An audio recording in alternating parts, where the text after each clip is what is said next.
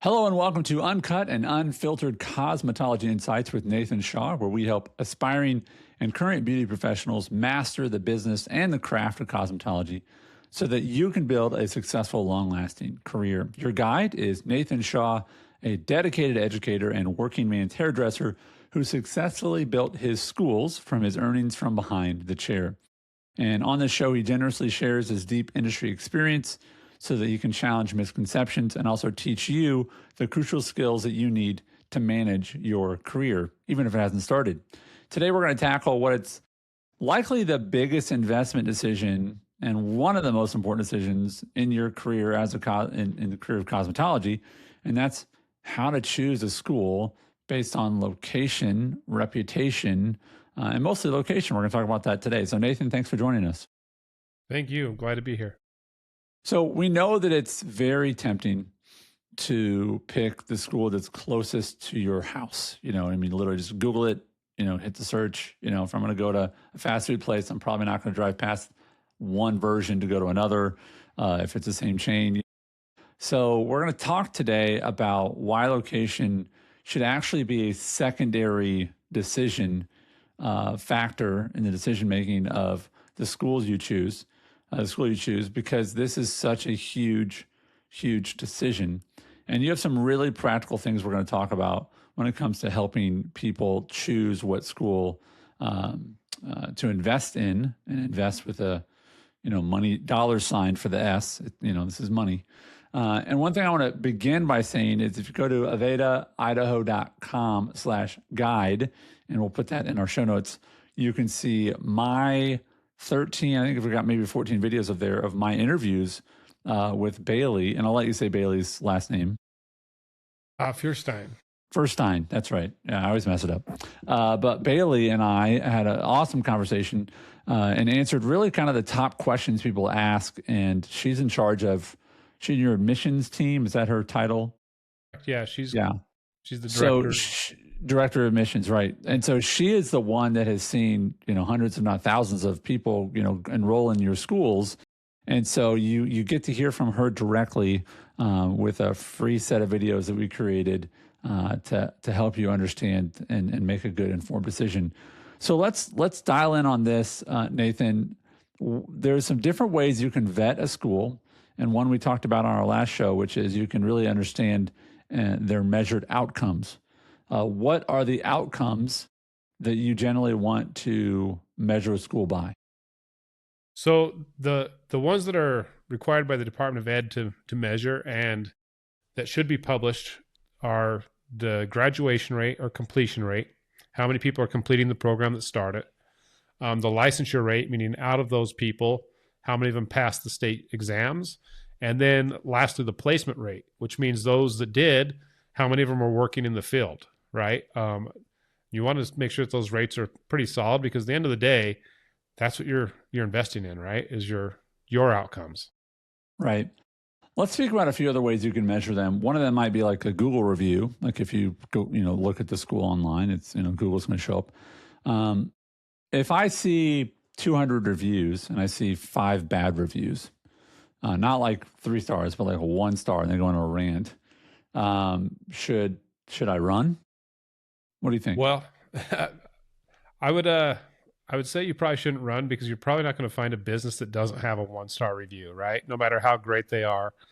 And it's more or less, what's the majority of the people saying, right? You're always going to have someone that didn't have a great experience or is disgruntled for whatever reason. Yeah. But what's the general consensus, I would say, is the more important thing. So yeah. I would also say too, and I've seen this, and it's really pretty horrible on Amazon. There's like websites that are dedicated to this, where you can put in the URL of the product you want to buy on Amazon, and it will then like go through the reviews and figure out how many of them are fake.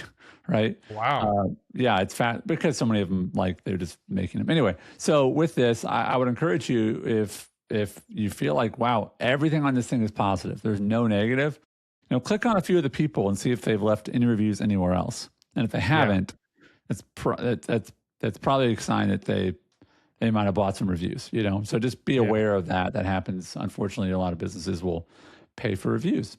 There's some other elements about choosing a school that I do think that are practical. And one of the reasons that Bailey and your team really focus and encourage people to come see the school in person. And one of those is safety, right? So, I'm sure you've seen schools that are in unsafe places.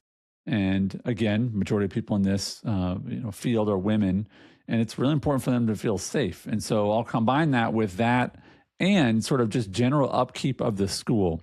So, what are things you want to look for when it comes to safety or just the facilities that, what do you need to pay attention to? What should you see, and what's a red flag if you do see? Well, I think number one is, what's the area, the location like, right? What part of town is it in? And say that only because we know, depending on where you're at, there's always parts of town that might be a little bit more sketchy Yeah. than others. And Yeah. and then when you go in there, what's the overall vibe? I can't think of a better word than vibe sometimes, but that's the culture, right? When you go in there and you feel it, do you feel that it's a place that takes care of its people, that, that there's a general concern for the well-being of the students and the staff and et cetera, Yeah. Yeah. I think about when people are happy to be a part of something, they want more people to be a part of it. Yeah. It's like you don't go visit a jail and they're like, hey, you should come hang out with us. They're like, Yeah. But if you go to whether it's a church or a school or whatever, or a company you go to work at, like, if people aren't saying, hey, you should join here, that's a problem. Like they should be advocates for the school as well. The instructors, obviously, the admission staff, obviously, but it should have a good vibe, as you said. And then also when it comes to sort of like the feel, I've seen some different images and like of different schools. Do you just want to see order? Do you want to see thoughtfulness? Do you want to see sort of people respecting this place? I mean, what do you want to look for in a cosmetology school?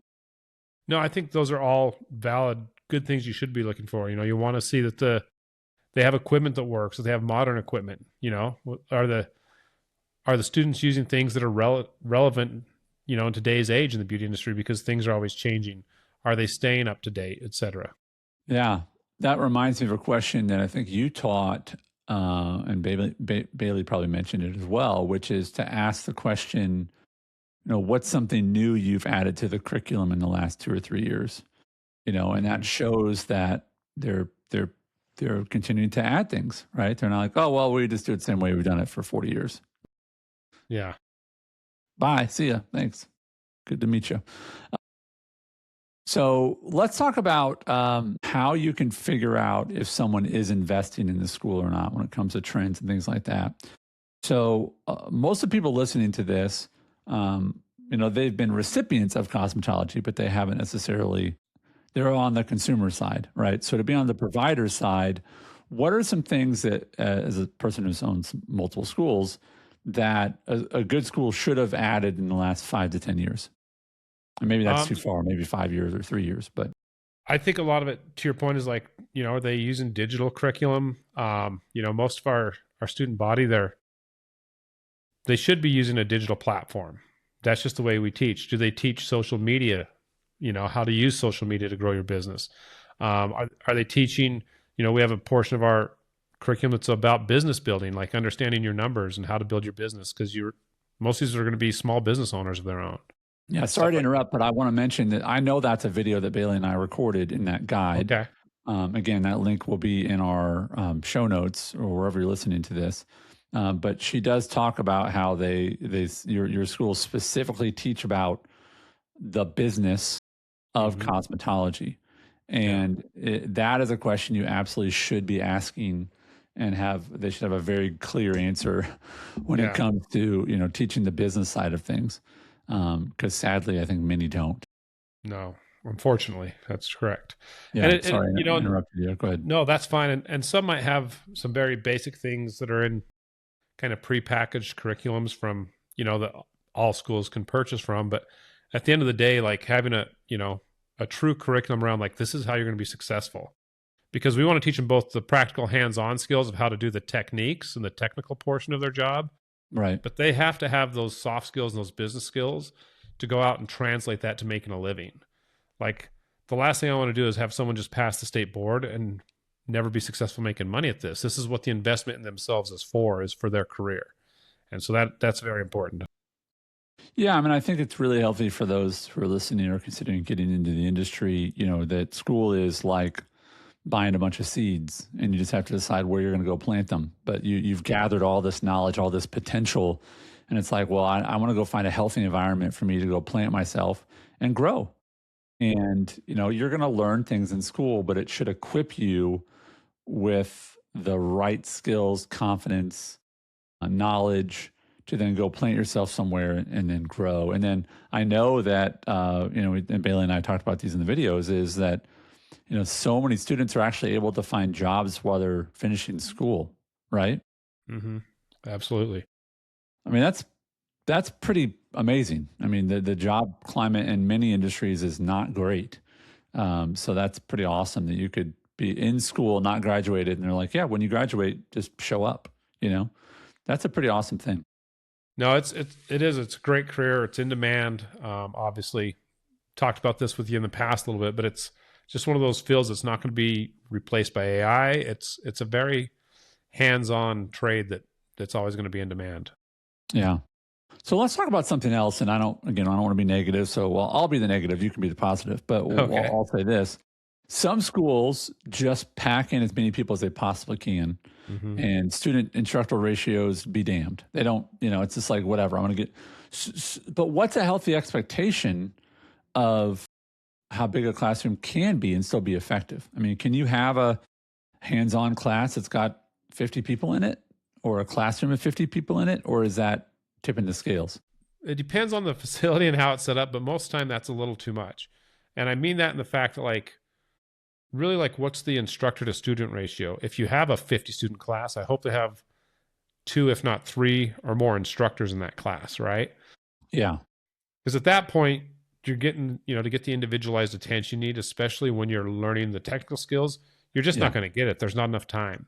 Yeah. There's not enough time to come around and watch you do your thing, right? Yeah. Yeah. And to give you feedback and pointers, because, a lot of times as instructors, that's what we're doing. We'll demonstrate, but then we're going to come around and watch, and if we're seeing whether it's improper body positioning, whether it's just the way you're holding your tools, sometimes it's how you're managing your tools. We'll show you just little tips and tricks that are going to make it more ergonomically correct and give you a better result. And if you have too many students, you're not going to get that type of individualized attention. Yeah. When you think about the schools, what are things that you're really proud of with your schools and the way that you set them up, that you're thoughtful about because you were in the industry? It's how, that's what you built the schools based on money you made in the industry, right? So what are some things that you're proud of? And maybe a lot of other schools do them too, but you go, we really thought about and we did this. And it might be really small, might be huge. But what are some things that you've done to set up your schools that you're like, we thought about that and we do that, and it's very purposeful?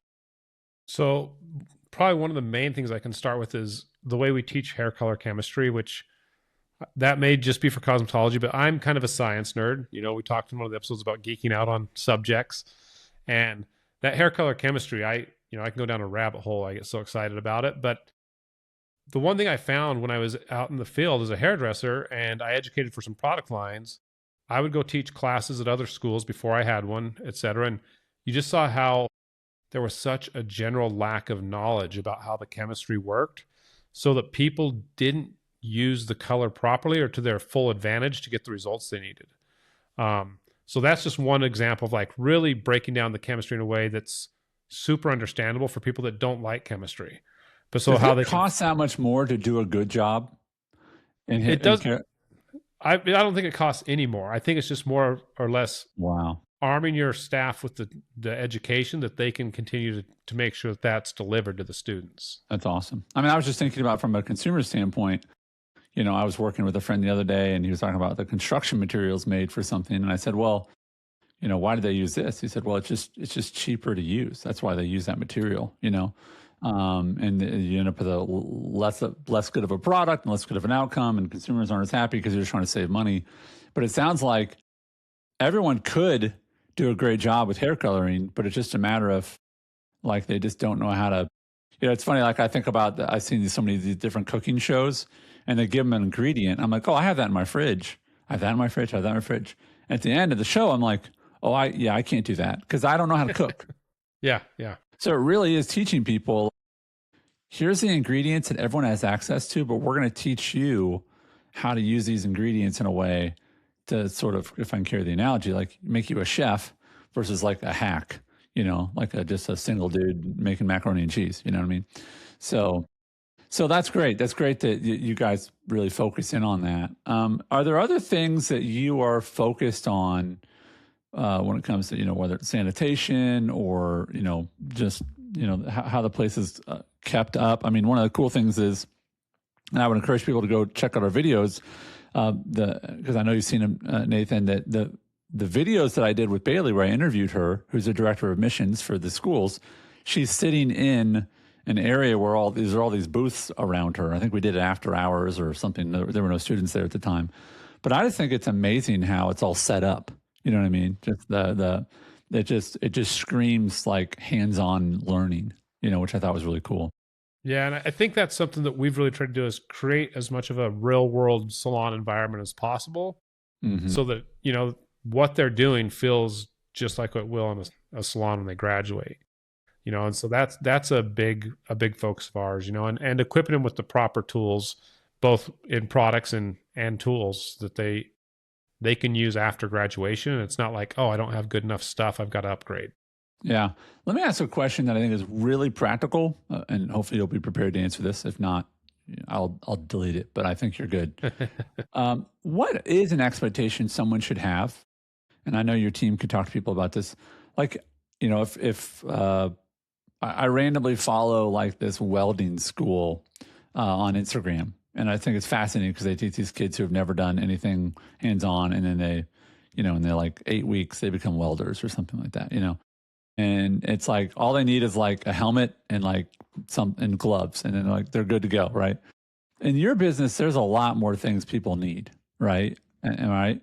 So what is an expectation how much they would need to spend on gear to be able to maybe say, hey, this will get you through this will get you through school and, your first 2-3 years, and you'll be fine.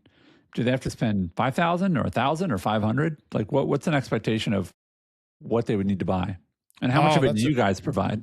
Yeah. So that's a pretty big question, depending on the type of gear and what type of work environment they go into. Sure. But our student kit, which includes their curriculum, an iPad, the whole bit. Oh, I see. But also has all their tools. Great. Meaning like their scissors, clippers. So you provide all that. Brushes. You provide all. That's great. So I think about that. But that's going to be hard to separate because it's part of your overall tuition, right? Gotcha. But is it a red flag if someone doesn't provide that? I think and this is hard to know if you're not in the industry, but I do think it's a red flag if the quality of tools they are giving you or the kit is very inexpensive because they're trying to sell you low quality items and tools. For example, the brushes that we give in our student kits, the round brushes to style and blow dry hair with, were the same ones I used in the salon. You know what I mean? I mean, we make sure we give them quality tools because we don't want, when I went to school, I got a student kit as well. And it kind of got me through school, but like everything I had was pretty chintzy. And when I got out, I needed to buy new stuff to be more of a salon grade equipment, if that makes sense, whether it's blow dryers. Yeah. Hot tools, etc. And so I can imagine the feeling if you graduate and then you're like, yay, oh wait, my first 3 paychecks are going to buying stuff, right? Exactly. Versus coming out and going, hey, I've been using this stuff for the last 1.5 years and I'm just going to use it on Monday at my new job. That's pretty cool. Yeah. So that's a big focus of ours too, is making sure the quality of tools that they're getting is up to par for the salon world, because the last thing they need after they just invested a year of their life or more, like you said, and thousands of dollars to go to school, is to be like, oh, now I need to go invest in better tools. Yeah. We want them to be prepared. And I think we've talked about that. There is a time to get better tools, but I don't, paying 10 times as much for something is not often going to give you a 10x result of outcomes, right? Yeah. Yes, if you're buying a horse versus a plane, you're going to get there faster on a plane, but that's not, at some point, cutting is cutting. So let's talk about a few more things when it comes to choosing a school based on location. Hmm. Give me some examples of how far you think it's reasonable. Do you have students who drive 90 minutes regularly? What's a space you think someone could sustainably drive I or think travel? sustainably, it's going to depend a little bit on the person as well, right? And Sure. their tolerance. But we have quite a few that drive up to an hour each way to school, and there's some that they definitely pass other schools on the way to us. But it's one of those things that, like, again, you think of the size of the dollar investment they're going to make to get an education, to get licensed, to add in that extra investment of obviously time, but also whether it's more fuel expense and car maintenance or whatever. But that is kind of arbitrary in comparison to what they're trying to prepare themselves to do. Absolutely. So we do have quite a few that have a decent commute, but it's for a short window of their life, and it's to put themselves in the best situation possible so they can be successful after graduation. Yeah, and I generally don't let people complain about commuting because they have podcasts now like this they can listen to. Right? When I was young and I had to drive, I was at the mercy of my tape collection and then CDs, right, or the Yep. radio. So, worst case scenario is you're listening to more episodes of the podcast. So we hope you enjoy your commute. But in all Yeah. seriousness, a commute can be a great time for learning, right? Whether it's this shows or others. And so it can be a great time. And I'm guilty of turning on YouTube. I don't watch it, but I've got it on, right? Because I just want to be learning, and happening all the time while I'm driving. So that can be another benefit. It's like, don't say no just because it's an hour. You can Yeah. actually use that hour. I'm sure some of these people are moms. It's like you can decompress before you get home. And you go, Yeah. okay, now I can come in home and I'm not going 10 minutes and it's like kids are there. So that's great. The last thing I want to ask you about is when you call a school and you're talking to them, um, what do you think are one or two of when it comes to sort of like what are things that every school should be pushing you towards in a healthy way? Should they be pushing you towards come visit us? Should they? Is it a red flag if they're pushing you to make a decision to put down a deposit in your first call? Like, what kind of things are good and what things are bad when you? Because again, people are going to listen to this and they're going to start to make decisions about schools. So, what are some green lights and red flags, if you will? So no, I think that's a great question, and I think that's something they should be encouraging you to come check out the school. That's great. But if they're, I feel if it's a high pressure, you got, put down the deposit and roll before you leave the building right now. Maybe you're prepared to because you've already done enough research, but sometimes it's got to be more like they've got to be okay with the fact that you're going to go look at the competitors, the other options. Interesting. Because if they're not willing, or not necessarily willing, but they're not comfortable with you doing that, that's not necessarily a great sign, right? Um, we're all going to help prepare them for the same license, but are they in the right culture and atmosphere for them that's going to best benefit them? And I think that's something that we kind of pride ourselves in is, and I love, you bring up Bailey, the director of admissions. I feel our admissions team, one thing we've really focused on is having people that they're in a role where they want to help people. Yeah. And so they're trying to help people get in a career to help them succeed. It's not about like, hey, let's high pressure and get as many people to enroll as possible so we have the biggest school or the most numbers. It's like, hey, let's help people. And in helping people, that's how we succeed as a business. I remember Bailey, I was talking with her just last week about some other items, and she was saying that one of her favorite things to do is to go, you want to see the school? And I get her phone and start to give them a tour, Yeah. Yeah. she wants you to come in and meet the staff, and you have several campuses. But it's like they should be ready to show you the school at any time, Absolutely. and that's a good vibe and it's a good check of the school. So last thing I'll tell folks, Avetta, Idaho.com and /guide is, and that link will be in the show notes. And then I want to encourage folks, and Bailey mentioned this, that she wants people to reach out and ask hard questions. She loves people who are researching, who have unique life situations and need to figure out, hey, I need practical answers to this. I will also tell you, though, Bailey's, a lot of times her answer is going to be, yeah, it's hard work. Bailey is very honest, and she loves to talk about, like, we want students who are ready to work hard, because hard work pays off, literally pays Absolutely. off when you're in these schools. And it's a great, great career to not spend 5 years going to school hoping you might get a job.